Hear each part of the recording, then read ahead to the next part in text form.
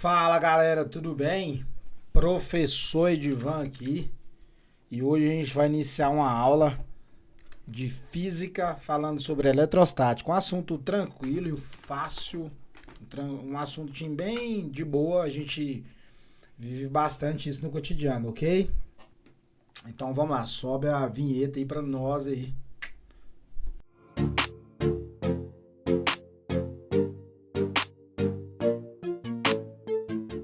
Então vamos lá, galera. Continuando aqui, a gente tem o seguinte.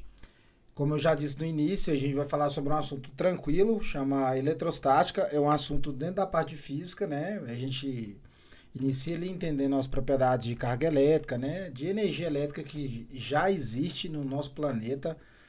E eu comento isso em sala, eu comento aqui com vocês. Quando mais a gente estuda, né? A gente vai entendendo sobre isso, que a física ela pega todos esses fenômenos e tenta entender, né? Já existe aqui, a gente só está compreendendo melhor e cada dia que passa, o cientista só está melhorando isso, né? Com coletas de dados, com métodos de instrumentos, né? Para coletar esses dados. Então a gente está numa era, numa época, num momento muito bom. E tem eu e outras pessoas aí pelo YouTube que fazem uma excelente divulgação desses trabalhos aí. Então, continuando aí, eletrostática. Então vamos lá.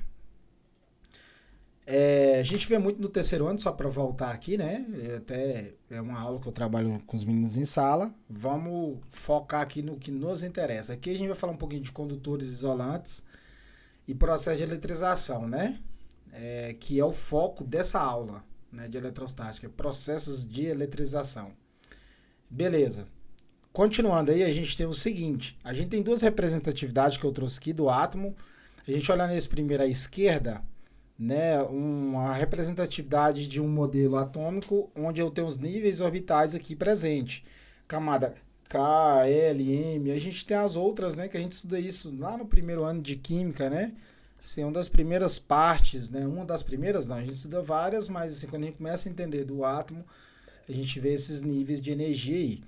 Então, assim, só para caracterizar aqui, essa camada M que está representada aqui, que é a órbita de fora aqui, ó, esse círculo, a gente tem um, dois, três elétrons. Então a gente fala que está na camada de valência.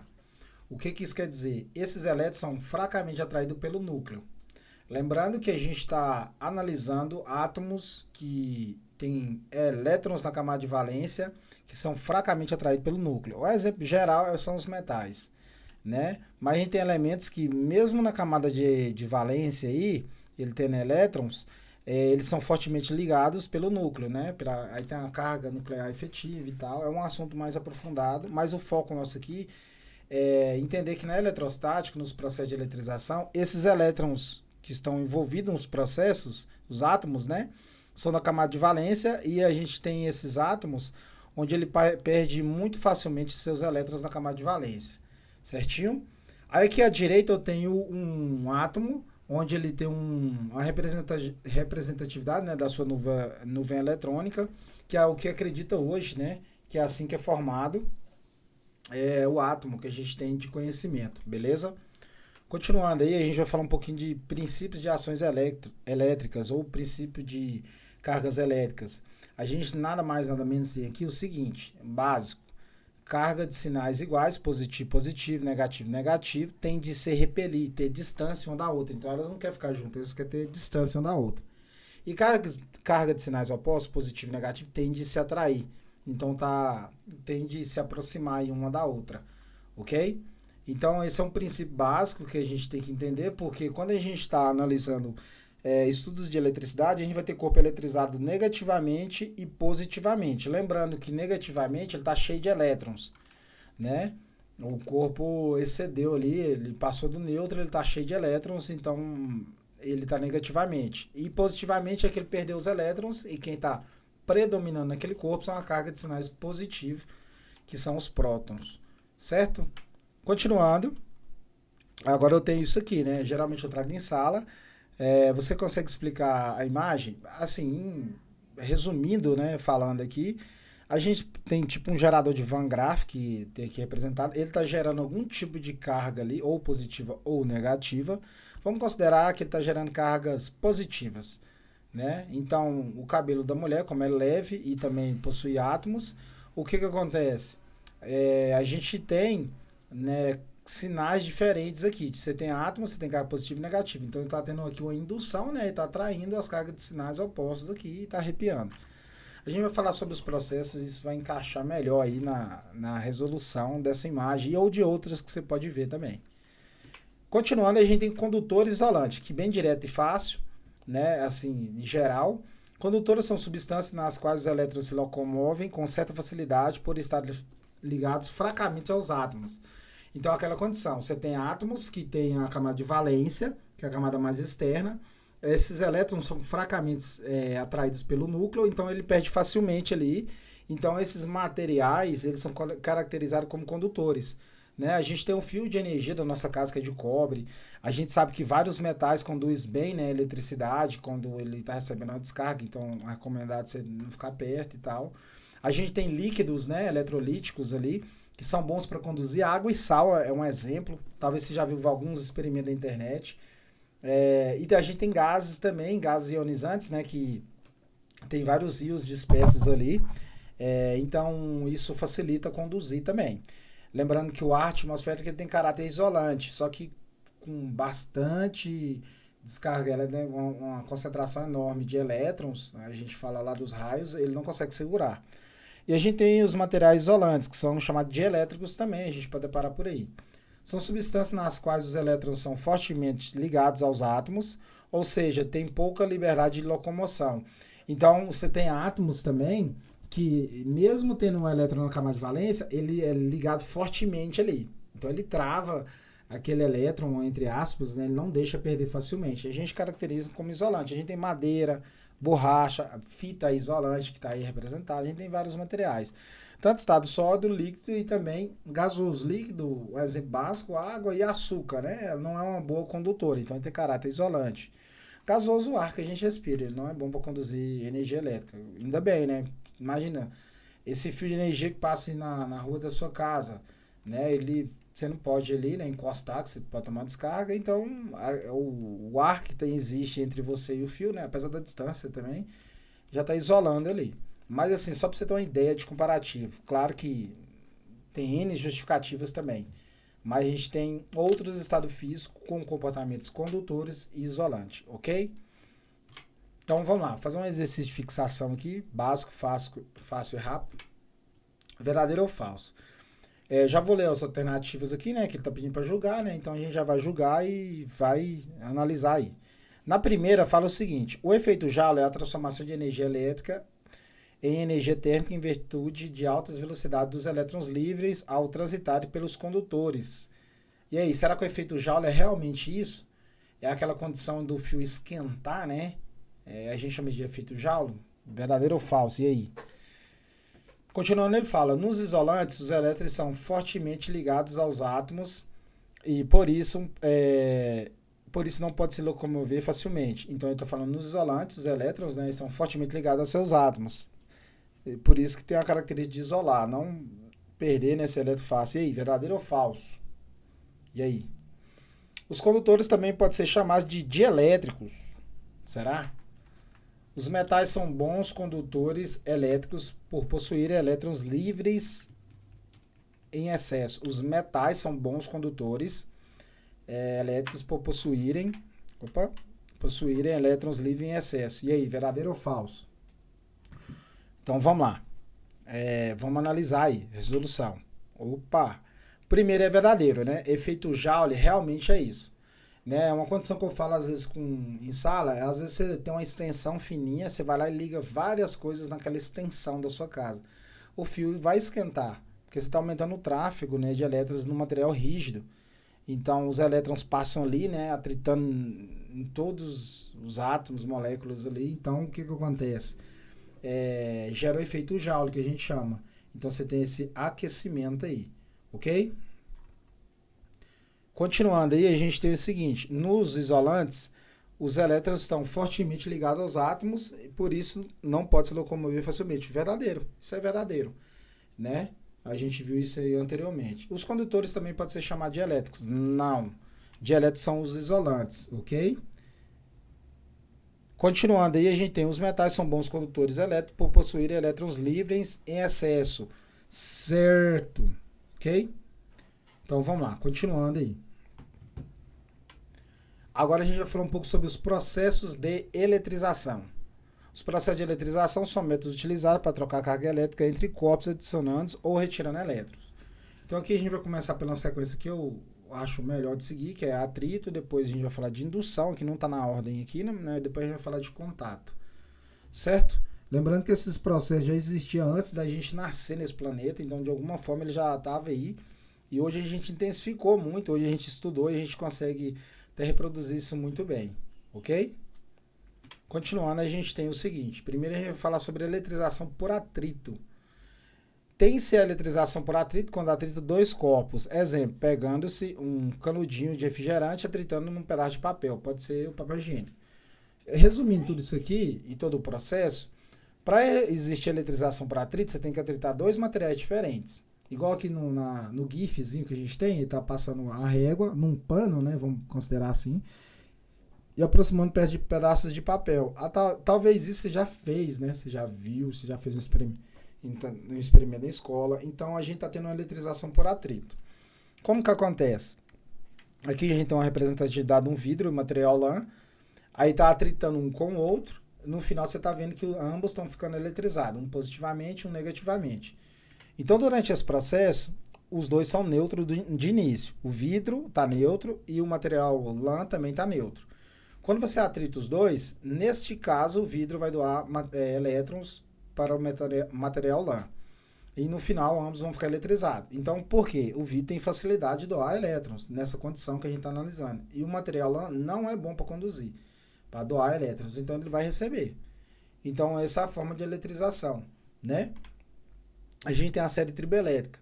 O que é essa série triboelétrica? Eu já mostrei para vocês que o vidro e o material lã atritou e a gente sabe quem doou elétrons para quem. Como que a gente vai fazer isso, né, no cotidiano, no experimento? A gente tem uma série triboelétrica que é um exemplo de a gente tem várias outras substâncias e materiais, onde eu já sei quem eu vou atritar com quem eu posso atritar com quem, o material, e quem vai doar e quem vai receber. Então vamos lá, vamos analisar aqui rapidão. Um exemplo básico, pele humana atritando aqui com um isopor, né? Você foi lá e atritou os dois, um isopor na sua pele. Aqui a gente, pela série triboelétrica, a gente analisa ela o seguinte, quem está próximo da carga de sinal positivo tende a doar elétrons. Quem está mais próximo da carga de sinal negativo tende a receber. E outro detalhe é o seguinte, quanto mais longe tiver um material do outro, mais nos extremos, melhor vai ser o experimento na eletrização por atrito. Então, nesse caso aqui, se eu atritar a pele humana com isopor, a pele humana vai doar elétrons por isopor. Então, a pele humana vai ficar eletrizada positivamente e o isopor negativamente. E também deixa descrito o seguinte, se eu atritar um exemplo, isopor com teflon, que é o último material aqui, nesse tipo de caso já é ao contrário. O isopor, em vez de receber, não, ele vai doar elétrons para o teflon. Porque o isopor está mais próximo da carga positiva, né, mais acima do que o teflon. Então o teflon vai receber esse elétron aí, ok?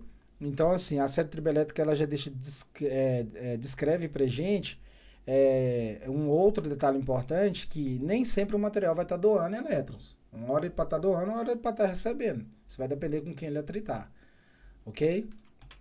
A gente tem aqui um exemplo, né? Um gifzinho, não GIF não, uma imagem do Garfield, ele atritando as unhas aí no carpete de lã.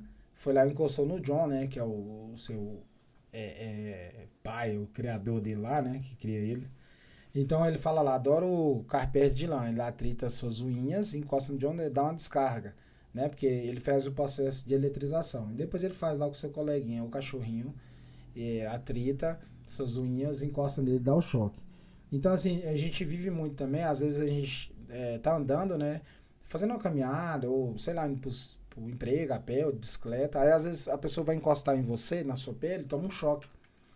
O que acontece? Você estava tritando, né, com ar atmosférico, então teve troca de cargas ali, então você fica eletrizado. Às vezes acontece isso com veículo também, carro, você encosta no carro e toma um choque, uma descarguinha. Às vezes isso acontece demais em tempos secos, né, esse processo vai ser mais nítido, ok? Então vamos lá, vamos fazer mais um exercício de fixação aqui. Beleza. Um estudante atrita-se um pente de plástico em seu cabelo e aproxima de um filete de água, que imediatamente se encurva na direção do pente. Com isso, podemos explicar que as cargas elétricas em excesso no pente atraem as cargas de sinais opostos da água, fazendo com que o filete sofra deflexão. E aí, isso é verdadeiro ou falso? Ele está querendo dizer o seguinte: se você atritar um exemplo, com um balão, acredito que o experimento possa se concluir melhor, né, para evidenciar se é verdadeiro ou falso. Você atrita um balão cheio, né, no cabelo e aproxima de um filete de água, só um fiozinho de água ali caindo da torneira. Será que vai deflexionar? Será que isso é verdadeiro ou falso? Então vamos lá, isso é verdadeiro. Por que isso é verdadeiro? Você tem água, H2O, né, a molécula ela tem uma parte eletronegativa. Então quando você atrita, um exemplo, o balão, eu vou falar nesse sentido que é mais fácil de você ver esse experimento, e aproxima da água, o que vai acontecer? Esse balão, ele vai deflexionar a água ali. Por quê? Vai ficar eletrizado negativamente no balão, e quando você atritar e aproximar do filete de água, ela vai deflexionar ali e ter aquela mudança. Ok? Então isso aqui é verdadeiro, você pode fazer isso em casa, fazer esse teste, fazer um vídeo, postar, marcar aí, que seja, ok? Continuando aí, a gente vai falar sobre eletrização por indução. Na eletrização por indução, eu vou resumir todo esse texto aqui, né? Caso você queira ler, você pausa e leia, tranquilo. Na eletrização por indução, você tem um corpo eletrizado e a maioria dos exercícios, né, como a gente está aprendendo de início aqui, eles são neutros. Então, na eletrização por indução, você aproxima um corpo eletrizado de um neutro e ele faz uma redistribuição das cargas, né? Então, atraindo as cargas de sinais opostas ao bastão ali, ou que seja, um corpo está eletrizado. Então, ele vai fazer essa redistribuição e, através disso, a gente consegue eletrizar o corpo, fazendo um aterramento. Ou também, pelos outros métodos, encostando um outro objeto próximo a ele, né? A gente vai ver aqui mais adiante. Se liga. A gente tem aqui um indutor e um corpo neutro, na primeira imagem à esquerda. Então, o indutor está negativamente e o corpo B, né, está neutro. Neutro quer dizer que tem cargas iguais, positiva e negativa. Elétrons e prótons. Quando você aproxima, você faz essa redistribuição aí que acontece. O induzido fica com as cargas positivas todas sendo atraídas pela carga negativa, né? E as cargas negativas desse corpo neutro tendem a distanciar, tem repulsão, aquele princípio lá do início que a gente estava vendo. Então, na eletrização por indução, a gente só aproxima, né? Às vezes eu brinco em sala, eu falo sobre isso, né? A sua mãe fala que para você não andar com certas pessoas, senão ela vai te induzir, né, a algo errado. E a indução é isso, é só estar próximo. Então, através da indução, você só aproxima, né, um corpo eletrizado, que pode ser um corpo eletrizado que veio do processo de eletrização por atrito, né? Aqui um exemplo que a gente vai analisar, como eu posso eletrizar um corpo por indução. Eu tenho um bastão, de início aqui eu tenho A e B neutro, encostado um com o outro. Depois, durante a indução 1, que está mostrando aí, à esquerda aqui, ó, bastão eletrizado positivamente aproxima de A e B. As cargas de sinal negativo de todos os dois corpos vêm para A, para essa extremidade, e as cargas positivas ficam de cá. Lembrando que os prótons não se deslocam, mas aqui didaticamente, para ilustrar, a gente entender o processo, aqui a gente fala que as cargas positivas vão se deslocar. Ok? Mas na verdade só os negativos vão concentrar mais de um lado ou de outro. Ok? Mas continuando aqui, então ele fez isso. Induziu todas as cargas negativas para o corpo A. Aí o que ele fez? Aqui no segunda parte, perto aqui de mim aqui, tá gravando, né? Ele separou as duas esferas. Então ficou as cargas negativas em A e depois em B. Aí por último ele fez o quê? Desaproximou o bastão, tirou o bastão daqui. A ficou negativamente e B positivamente. Então, é um método de você eletrizar um corpo por indução. Né? Lembrando que esses corpos têm que ser condutores, né? Outro método aqui, a gente pode fazer um aterramento. Ele fez através da mão. Aproximou um bastão positivamente, redistribuiu as cargas desse corpo. Ele foi lá e encostou a mão, né? Se você reparar aqui no meio, aqui, quando ele encosta a mão, esse lado está com falta de elétrons. Então, os elétrons vão fluir do seu corpo para preencher quem está com falta. Então, aí ele foi lá, fez o aterramento, né, encostando sua mão, preencheu esse lado direito da esfera, ficou todo neutro. Quando ele tira o bastão, as cargas negativas tendem a voltar para as cargas positivas, mas chega lá já tem outras cargas negativas. Então, essas cargas negativas que estavam aqui sendo induzidas, elas ficam sobrando. Então, outra forma de eu fazer uma eletrização por indução. Aqui a gente tem um aterramento, né, através de um fio. Ele aproximou uma carga, um bastão positivamente, aí redistribuiu as cargas, fez o aterramento com a terra, né? Um fiozinho e tal. Os elétrons fluiu da terra para o corpo, para o lado que estava com falta. Depois ele desaproximou o bastão, né? Tirou o aterramento e tirou o bastão. Ficou eletrizado negativamente. Tranquilo. A gente tem esse exemplo no cotidiano, em dias de chuva, né? Quando está bastante formado várias nuvens aí, elas ficam eletricamente carregadas.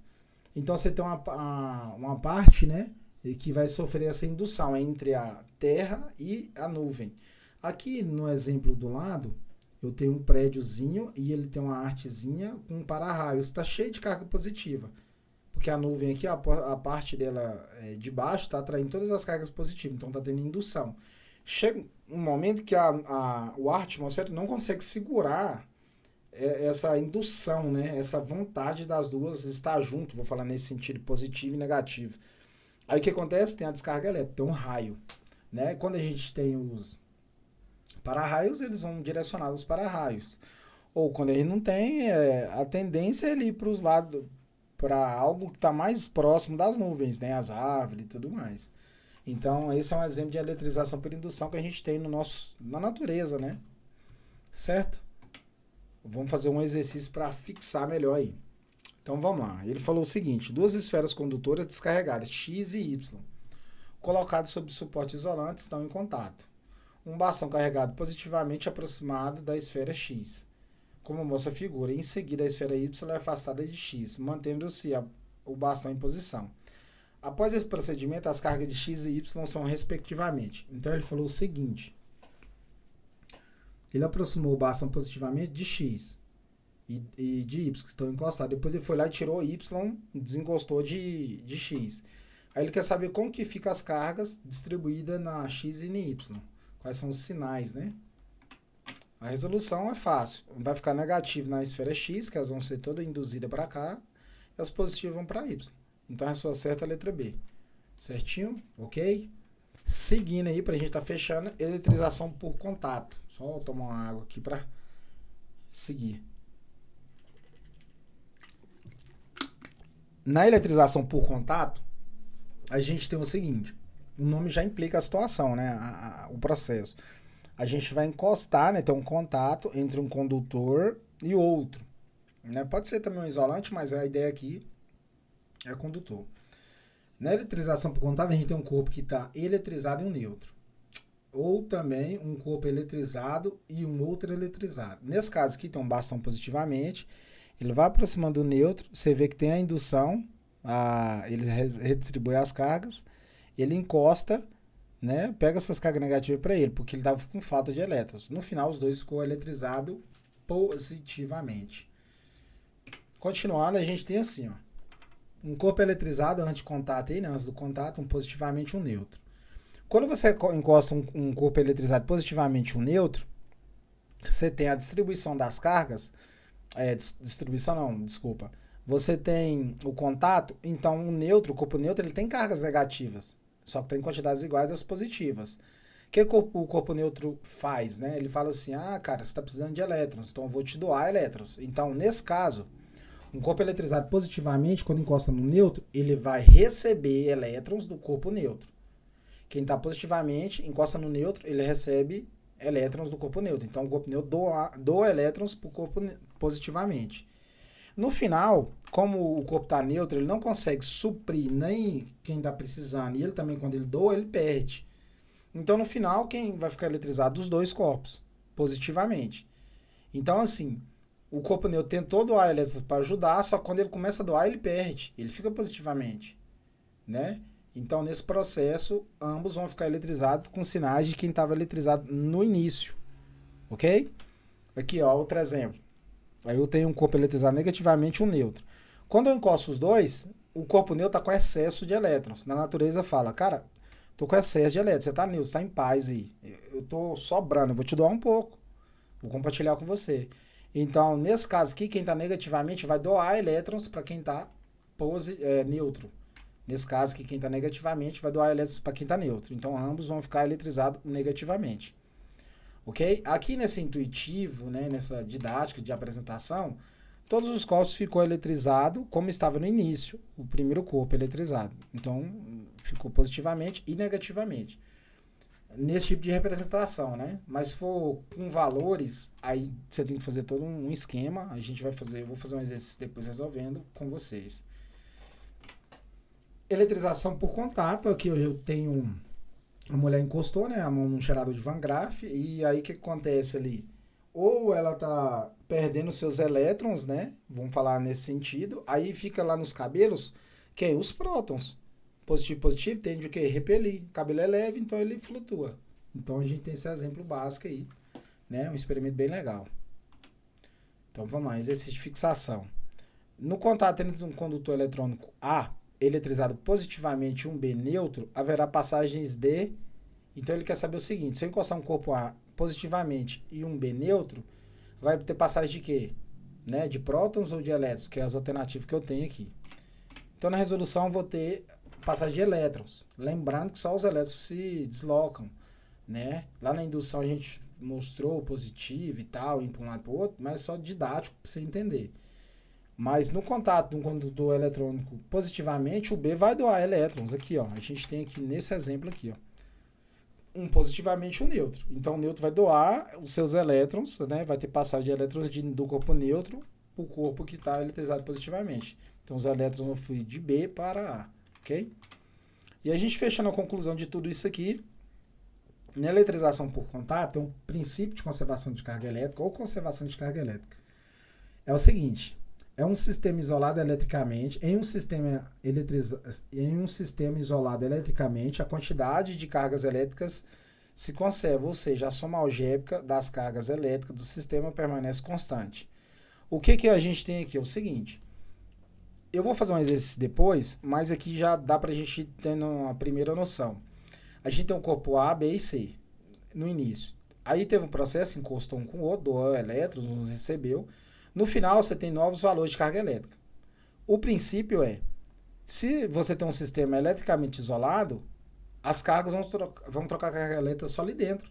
Você não vai adicionar elétrons lá dentro ou retirar, não tem como. Ok? Então, o princípio é esse. Então, um exemplo. Aqui a gente tem A mais 10 e B menos 6. Mais 10 com menos 6 dá sobra mais 4. Mais 4 com mais 5 dá mais 9. Então, todo esse sistema está com falta de elétrons. Depois que ele encostou todo mundo e separou, você analisa aqui, ó, o novo corpo A, né? O corpo A está com um novo valor de carga elétrica. 5 mais 5. O B está com mais 2. Mais 5 mais 2, mais 7. Com mais 2, mais 9.